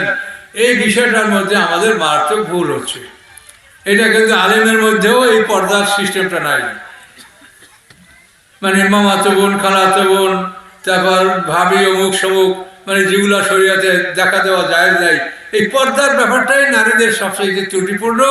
কাজে আপনারা জানেন আল্লাহর আইন, কাজে এই জন্য আপনারা শরীয়ত সম্মতভাবে চলাফেরা করবেন, এটা আল্লাহর বিধান। কেউ মনে করবেন না যে দিল ভালো, দিল ভালো কি মন্দ দিল যে বানাইছে সে জানে। দিল কি আপনারা বানাইছেন না আমি বানাইছি? দিলকে কে বানিয়েছে? যে বানিয়েছে সেই জানে। মানুষের যে পর্দার যে বিধানটা রাখা হয়েছে, এটা একটা মারাত্মক ব্যাপার। এটা হলো মানুষের রক্তের মধ্যে চুম্বক শক্তি আছে। চুম্বকের ধর্ম হলো একই জাতীয় চুম্বক, একই জাতীয় দুইটা চুম্বক আপনি যদি এবার মিলিয়ে রাখেন, ঘাট করে ফাঁকা হয়ে যাবে, মিশে থাকবে না। আর বিপরীত চুম্বক একটা থেকে একটা দূরে থাকে, এটার মধ্যে চুম্বক আছে। এই আমাদের কথাগুলো কিসে টানে? ওই ইউনিটের পিছনে চুম্বক আছে। এই চুম্বকে কিন্তু অনেক কাজ করে। আপনি যে মাটিতে বসেন, পৃথিবীটাও চুম্বক। এই পৃথিবী যদি চুম্বক না হয়তো, তা আপনি মাটি থেকে এক জায়গায় বসছেন, আর এক জায়গায় সরিয়ে দিতেন আপনি এমনি। কিন্তু আপনাকে মাটি কামড়িয়ে ধরে, কিন্তু আপনি সেটা বুঝতে পারেন না যে মাটির চুম্বক আপনাকে কামড়িয়ে ধরছে। তো মানুষের রক্তের মধ্যে চুম্বক, এই চুম্বকের ধর্ম হলো একই জাতীয় চুম্বক বিকর্ষণ, আর বিপরীত চুম্বক আকর্ষণ। কাজে যে 14 জনকে আল্লাহ তাআলা মুহররম ঘোষণা করেছেন, তারা একই রক্তের, মা বোন, মা খালা ফুফু, বোনের ছেলে ভাইয়ের ছেলে, বোনের মেয়ে ভাই, এই যাদেরকে আল্লাহ মুহররম করেছেন এরা হলো একই রক্ত। এই জন্য বিকর্ষণ। এরা এক জায়গায় থাকলে তাদের মধ্যে উত্তেজনা সৃষ্টি হবে না, তারা নিরাপদে জীবনযাপন করবে। আল্লাহ তাআলা একটা সুন্দর পরিবেশে ছেলে মেয়েকে বড় করার জন্য এই আইন আল্লাহ করে দিয়েছেন যে একটা পরিবারের মধ্যে যারা বসবাস করে তারা একই রক্তের মানুষ, কাজে তাদের মধ্যে কোনো যৌন উত্তেজনার সৃষ্টি হয় না। মায়ের কাছে সন্তানের কোনোদিন যৌন উত্তেজনার সৃষ্টি হয় না, বোনের কাছে ভাইয়ের যৌন উত্তেজনার সৃষ্টি হয় না। তার কারণ এটা একই রক্ত, একই চুম্বক। আর বিপরীত চুম্বক আকর্ষণ। কাজে এই মুহররম যাদেরকে আল্লাহ ঘোষণা করেছেন তাদের বাইরে আপনি যখনই একে অপরের সাথে দেখা হবে তখনই আকর্ষণ সৃষ্টি হবে। এটা সৃষ্টিগতভাবে, এটার উপরে আপনার কোনো নিয়ন্ত্রণ নাই, আপনি নিয়ন্ত্রণ করতে পারবেন না, কোনো মানুষ পারবে না। এই জন্য আল্লাহর আইনকে মেনে চলা উচিত। আল্লাহর আইন না মানলে মহাবিপদ। আল্লাহ রসুল মেরাজে অনেক ভয়ঙ্কর কিছু দেখেছেন। নারীদেরকে অধিকাংশ তিনি দোজখে দেখেছেন এবং এসে বলেছেন, উরিতু আকসারা কুন্না ফিন্নার, হে নারীরা তোমাদের অধিকাংশকে আমি জাহান্নামে দেখেছি। জেনাকার নারীদেরকে দেখেছেন যে বক্ষে বর্ষি বিদ্ধ করে তাকে শূন্যে ঝুলিয়ে রাখা হয়েছে। এক জায়গায় আল্লাহ রসুল মেরাজে দেখেছেন যে ভুনাগ্রস্ত আর পচাগ্রস্ত। এখন মানুষেরা এই ভুনাগ্রস্ত দেখে কিন্তু খায় পচাগ্রস্ত, দুর্গন্ধময় পচা, সেইটা মুখ দিয়ে খাচ্ছে, ভুনাগ্রস্ত খায় না। তখন আল্লাহ রসুল জিজ্ঞাসা করলেন যে জিবরিল, ভাই জিবরিল আমিন, কি অবস্থা, এই লোকগুলো পচাগ্রস্ত খাচ্ছে শিবিয়া আর ভুনাগ্রস্ত খাচ্ছে না? তখন জিবরিল আমিন বলেন যে এই লোকগুলি পৃথিবীর বুকে বৈধ ভালোবাসা করে নাই, স্ত্রীর সঙ্গে করছে ঝগড়া ঝাঁটি মারামারি, ভালোবাসে ভাবিকে, শালিকে, ফুফাতো বোন, মামাতো বোন, খালাতো বোন, এদের সাথে প্রেম করেছে আর স্ত্রীর সাথে করছে ঝগড়া মারামারি। সেই জন্য এরা এখন এই ভুনাগ্রস্ত খাইতে পারে না, পচাগ্রস্ত খাচ্ছে। সকলে বলুন নাউজুবিল্লাহ। কাজেই কোনো মহিলা, অবৈধ মহিলা যদি আপনার সামনে হাসি মুখে বা এমন হাসি দেয় যে হাসির ইঙ্গিত খারাপ, তাহলে আপনি সাথে সাথে মনে করবেন যেটা হলো সেই জাহান্নামের সেই পচাগ্রস্তের নমুনা। কাজে এগুলি আপনারা সতর্কতার সাথে চলাফেরা করেন এবং সতর্কতার সহিত জীবনযাপন করেন। আল্লাহ তাআলা নারী পুরুষ উভয়ের জন্য বহুত নিয়ামত জান্নাতে সৃষ্টি করে রেখেছেন। পুরুষরা 33 বছর বয়সে জান্নাতে যাবে, নারীদেরকে আল্লাহ তাআলা যুবতী করে তৈরি করবেন। কোরআন পাকে সূরা ওয়াকিয়ার মধ্যে আল্লাহ বলেছেন, ইন্না আনশানাহুন্না ইনশা, আল্লাহ বলেন তাদেরকে আমি আমার মনের মতো সুন্দর করে নারীদেরকে সৃষ্টি করব। কুমারী হবে এবং এমন বয়সে তাদেরকে জান্নাতে প্রবেশ করানো হবে যে তারা বড় হয়েছে কিন্তু হায়েজ আসে নাই। এভাবে জান্নাতের নারীদেরকে আল্লাহ সৃষ্টি করবেন। পুরুষদেরকে 33 বছর বয়সের যুবক হিসেবে জান্নাতে প্রবেশ করাবেন। এভাবে অনন্তকাল জান্নাতে আল্লাহ আমাদেরকে রাখবেন না। সূরা কোরআন শরীফের হুদের মধ্যে আল্লাহ বলছেন, আম্মাল্লাযিনা সুইদু ফাফিল জান্নাতি খালিদিনা ফিহা মা দামাতিস সামাওয়াতু ওয়াল আরদ। যারা ভাগ্যবান, যারা সৌভাগ্যবান, তারা জান্নাতে যাবেন এবং জান্নাতের আকাশ পৃথিবী যতদিন থাকবে ততদিন পর্যন্ত তাদের হায়াত হবে, এরপরেও তাদের নিয়ামত বন্ধ হবে না। আম্মাল্লাযিনা শাকু, এবং যারা দুর্ভাগ্যবান হতভাগা তারাও জাহান্নামে যাবে এবং ওই সেই জগতের আকাশ পৃথিবী যতদিন থাকবে ততদিন পর্যন্ত তারা বেঁচে থাকবে, তাদেরকে শাস্তি ভোগ করতে হবে। এরপরে আল্লাহ কি করবেন সেটা ইন্না রাব্বাকা ফাআলুল লিমা ইউরিদ বলা হয়েছে। এরপরে আপনার রব যা ইচ্ছা তিনি তা করবেন, কি করবেন সেটা বলা হয়নি। কাজে এইভাবে আল্লাহ তাআলা জান্নাত জাহান্নামের সুসংবাদ দিয়েছেন। এই কোরআনে কোনো সন্দেহ নাই, কোরআনের কোনো কথায় কোনো সন্দেহ নাই। কাজে মা বোনরা আল্লাহর হুকুম মেনে চলুন, শরীয়তের বিধান মেনে চলুন। যথাসাধ্য আপনারা ঘরে থাকবেন, ঘর থেকে বের হওয়া এটা আল্লাহ তাআলা নারীদেরকে ঘর থেকে বের হতে বলেন। আল্লাহ কারনাফি বুয়ুতুকুন্না, তোমরা ঘরে অবস্থান করো, বিনা প্রয়োজন আপনারা ঘর থেকে বের হবেন না। ঘর থেকে বের হওয়াটাই বিপদ। কাজে এইভাবে আপনারা আল্লাহর বিধান মেনে চলুন। স্বামীর আদেশ, স্বামীর প্রতি আনুগত্য আপনাদের থাকবে, আনুগত্য করবেন, সালাত ওয়াক্ত মতো করবেন, পর্দা প্রসিদ্ধ মতো চলাফেরা করবেন, এগুলো আপনাদের জানা। কাজে এই জন্য এই বিষয়গুলি আপনাদেরকে আমরা আবার স্মরণ করে দিলাম যে জান্নাতে আল্লাহ তাআলা কোনো মানুষের মনে কষ্ট আল্লাহ রাখবেন না, নারীদের মনে কোনো কষ্ট থাকবে না। সেখানে তারা জান্নাতে যাবে। তাদের স্বামীর যদি হুর থাকে, গিলমান থাকে, গিলমান হলো সেবক, গিলমান স্ত্রী না, হুর হলো স্ত্রী আর গিলমান হলো সেবক, এই যাই কিছু থাকুক, কিন্তু জান্নাতে যারা যাবে তাদের মনে কোনো কষ্ট থাকবে না। এটা মনে রাখেন, মনে কোনো কষ্ট থাকবে না নারীদেরও। পৃথিবীর নারীদের মধ্যে 3 জন মহিলার সাথে জান্নাতে আল্লাহ রসুলের সাথে বিবাহ হবে। 3 জন মহিলা পৃথিবীর। একজন হলো ফেরাউনের স্ত্রী বিবি আসিয়া। ফেরাউন চিরদিনের জন্য জাহান্নামী, তার স্ত্রী বিবি আসিয়া জান্নাতে আল্লাহ রসুলের সাথে তার সাথে বিয়ে হবে। 2 নম্বর মহিলা হলো মরিয়াম, ঈসা আলাইহিস সালামের মা মরিয়াম। এই মরিয়াম বিদুষী, তিনি পৃথিবীতে কোনো পুরুষ তাকে বিবাহ করে নাই, পুরুষ গ্রহণ করেন নাই। এই মরিয়ামের সাথে জান্নাতে আল্লাহ রসুলের সাথে বিয়ে হবে। আরেকজন মহিলা হলো মুসা আলাইহিস সালামের বোন কুলসুম, তার সাথে জান্নাতে আল্লাহ রসুলের সাথে বিবাহ হবে। সূরা কাসাসের তাফসিরে এই হাদিসটি আছে। আল্লাহ রসুল হাদিসকে বলেছেন যে জান্নাতে তোমার সাথে পৃথিবীর আরো 3 নারীর সাথে আমার বিবাহ হবে। এখন এই নারীরা দেখেন, এই নারীরা তাদের স্বামী নাই। আর ফেরাউন আসিয়ার স্বামী, কিন্তু সে চিরদিন জাহান্নামী।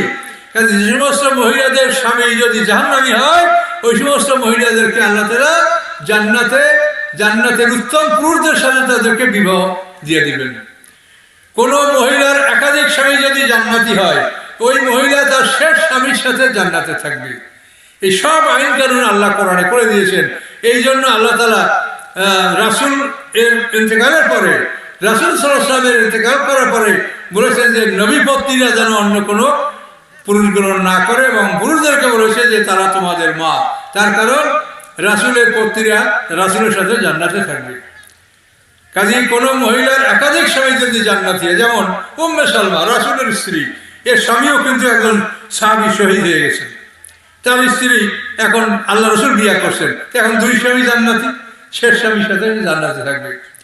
এই জন্য সকলের জন্য আইন কানুন সুন্দর করে করা আছে, কেউ ঠকবেন না, কারো কষ্ট হবে না, সবাই জান্নাতে আনন্দে থাকবেন, আরামে থাকবেন, কারো কোনো মনোকষ্ট থাকবে না। তো এই জন্য এ ব্যাপারে আপনার স্মরণ রাখবেন। আর পিতামাতার সেবা করবে সন্তান।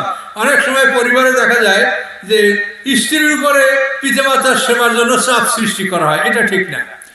স্ত্রী যদি মনের খুশিতে শ্বশুর শাশুড়ির সেবা করে আলহামদুলিল্লাহ, যদি না করে আপনার মা, আপনার বাবা, আপনি সেবা যত্ন করবেন।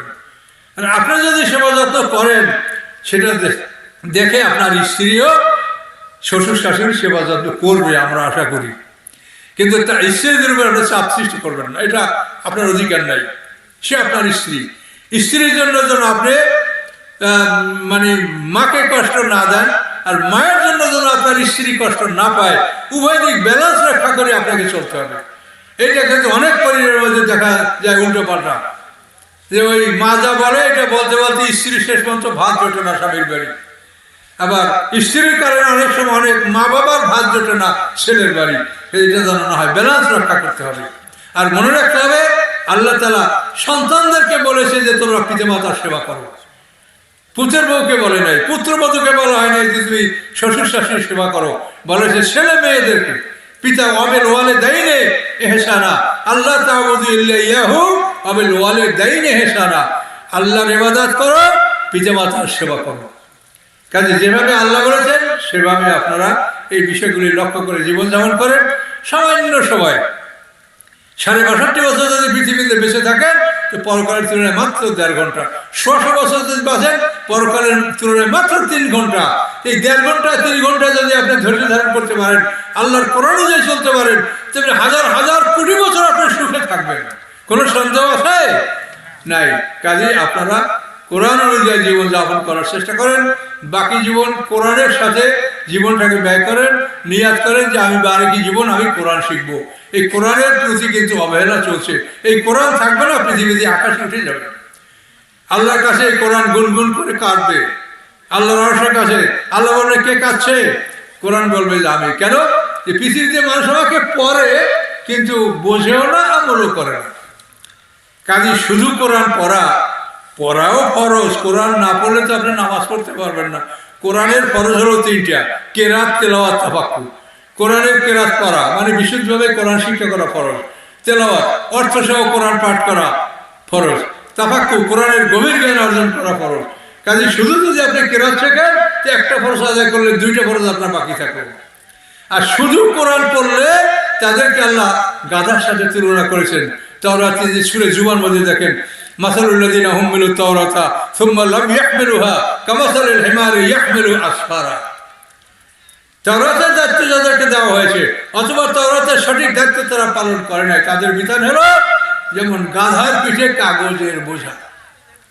তো তওরাতের হক আদায় না করলে গাদার পিঠে কাগজের দাগ, কোরআনের হক আদায় না করলে কি আরেকটা। কোরআনে যে কথা বলা হয় এটা সার্বজনীন, কাজে এই জন্য আপনারা কোরআন শেখার নিয়ত করেন যে আমি কোরআন শিখবো। এই যে রমজান আসতেছে সাথে, এই রমজান মাসে আপনারা যারা কোরআন পড়তে পারেন না পড়া শিখবেন, যারা পড়তে পারেন তারা অর্থ শিখবেন, যারা অর্থ জানেন তারা গভীর জ্ঞান অর্জন করবেন। আমাদের কাছ থেকে মানে সারা দুনিয়ার মানুষ আমাদের কাছে কোরআনের জটিল জটিল জিনিসগুলা আমাদেরকে জিজ্ঞাসা করে, আমরা এটা বলে দিচ্ছি। কাজে আপনারা আলেমান আমাদের সম্পর্ক রাখবেন এবং তাদের মাধ্যমে আপনি মোবাইলেও পড়তে পারেন। হুজুর আমি এই জায়গাটা বুঝি না, এই একটা অর্থ বলে দেন, একজন আলেম আপনাকে এটা বলবে। আপনার এরকম নির্দিষ্ট আলেম থাকবে যাদের কাছে আপনারা যোগাযোগ করে আপনারা শিখবেন। আর ইসলামী আলেম যদি থাকেন আলহামদুলিল্লাহ তাদের কাছ থেকে আপনারা কোরআন শিখবেন। এই বলে আমি কথা শেষ করছি, রাত্র গভীর আর মানুষের তো কষ্ট হচ্ছে, অনেক চলে গেছেন। তো আমি আপনার কাছে দোয়া চাচ্ছি, আল্লাহ জানেন যে আবার কি দেখা হবে কি হবে না। তো আমার লেখা বই, আমি 30 পারা কোরআনের তাফসীর লিখেছি, আল্লাহ লেখার তৌফিক দিয়েছে। আলো আদার বই তো আপনাদের কাছে আগেও আসছিল, সেই আলো আদার বই এখন 11 নম্বর পর্যন্ত লেখা হয়েছে। এই বই পুস্তক কিছু আছে, যদি আপনারা ভালো মনে করেন তো দোয়ার পরে আপনারা নিয়ে রাখুন, দোয়া করে দিচ্ছি।